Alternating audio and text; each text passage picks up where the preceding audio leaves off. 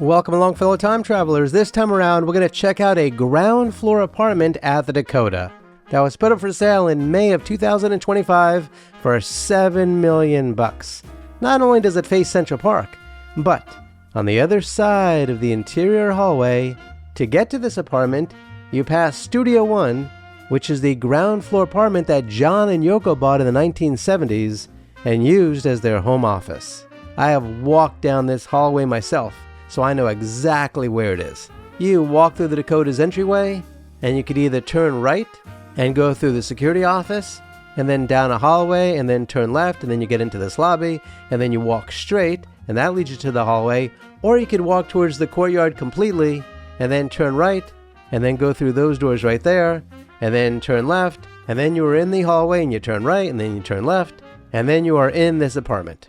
So you ready to check it out? Before I begin, please like and share the show and subscribe to my channel and hit the notification bell. Now let's begin our journey. As you guys know, the Dakota is my favorite apartment building in New York City, and apartments don't go up for sale in it too often. So when they do, it's kind of a big deal. This place is a rare gem, blending historic charm with modern luxuries. Here's the scoop. Once you walk into this apartment, you first notice the 13-foot ceilings and the massive rooms that feel straight out of a Gilded Age mansion, even though it's an apartment. Remember, on the ground floor, the ceilings are 14 feet high, but many of the apartments drop the ceilings for electric lighting and to add HVAC systems. And some apartments even added lofts. We'll talk about that another time. This apartment has 5 huge windows letting in tons of morning sunlight and framing beautiful views of Central Park's greenery. Every single room looks out at the park, which you gotta admit is pretty special. Unfortunately, this is not the 1800s anymore, so you can't really keep your shades or the drapes wide open because all the people walking by can see right into this apartment. The place has been redone top to bottom by a big name design firm, and they've kept all the cool pre-war details like ornate paneling, moldings, and hardwood floors, while adding stuff like central AC, a sleek kitchen with marble counters, and all those fancy appliances, and super chic bathrooms. So the new owners will be living in a piece of history that's been upgraded for contemporary living. The layout is perfect for entertaining. You step right in through a foyer. That's right, I said foyer. I didn't say foyer, because I'm not Mr. Snooty Fancy Pants, don't you know? So it's foyer. Foyer. You walk in through the foyer. And from there you could access different rooms. You've got the living room with a wood-burning fireplace and a fancy marble mantel. You got a dining room with its own fireplace and a library that could double as a second bedroom, complete with its own bathroom. And of course, all 3 face the park, so you could always enjoy that great view. The kitchen's nearby, totally decked out with custom cabinets and high-end gear. Plus, there's a big laundry room and a coat closet for all your stuff.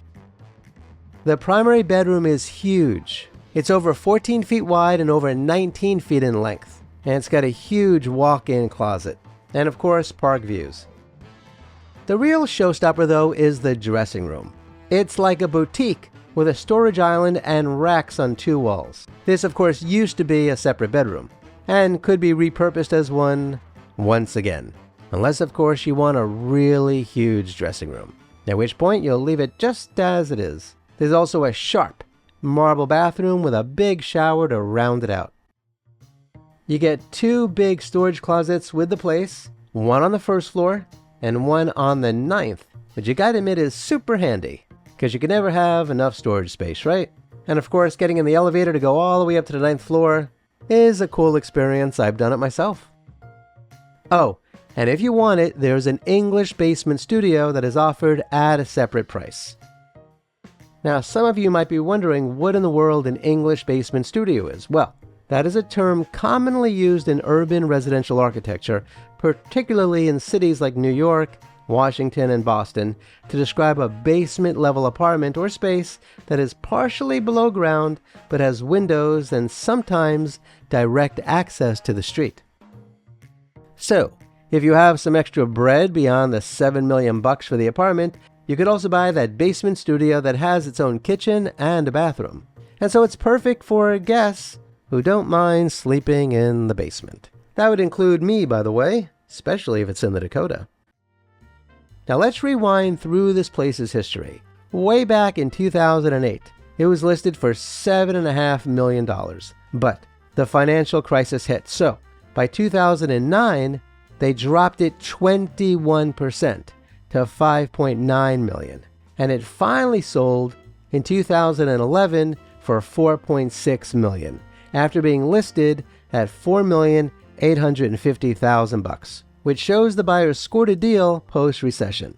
There's a weird 2016 record for a $0 transfer, probably a family handoff or estate thing, which happens a lot in co-ops like the Dakota.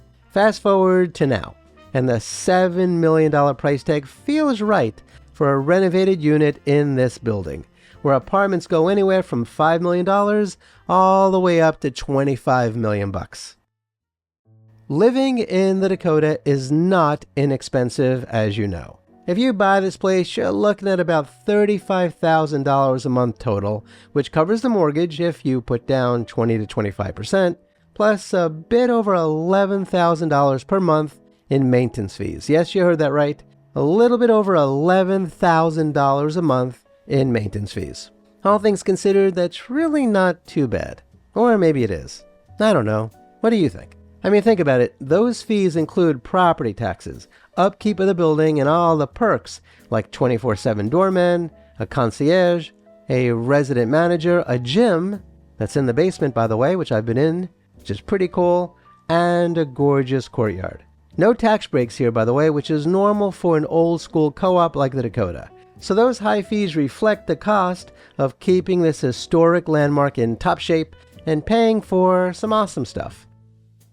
As you likely know, the Dakota was Manhattan's first luxury apartment building with that iconic facade and quirky, sometimes whimsical interiors. Here are steps from Central Park, Lincoln Center, and some great restaurants. So it's the best of city life with a cozy neighborhood vibe. But heads up, the co-op board is super strict. They'll want to see some serious financials, like millions of bucks in the bank. And they've got all kinds of rules about pets, subletting, and even renovations. It's a lifestyle trade-off for living in such an exclusive spot. So there you have it. This $7 million Dakota pad is a dreamy mix of history and luxury, with its park views, high ceilings, and top-notch reno. As of the time of this recording, it's been on the market for just under a month. It's priced to sell, but the potential buyers gotta be ready for the financial commitment and board scrutiny. But if you're looking for a one-of-a-kind home in one of the city's most legendary buildings, this could be your next home. Incidentally, if the present or future owners want to invite me over, please send me an email. I'll even bring the tea and scones. So, what do you think of this ground floor apartment in the Dakota? If you are rolling in dough, would you live in a place like that? You know I would. Please share your thoughts in the comments below. Kindly remember to like, share, and subscribe, and hit the notification bell. Please check out the links below to learn how to support my research and productions. This channel is sponsored by CampfireShop.com. Can you do me a favor and check them out? And buy some awesome candles, herbal supplements, teas, and more. Kindly be kind to all of our fellow Earthlings and please do not harm them. And do yourself a favor and go to a local shelter and adopt a cat or a dog or both. You and they will be very glad that you did.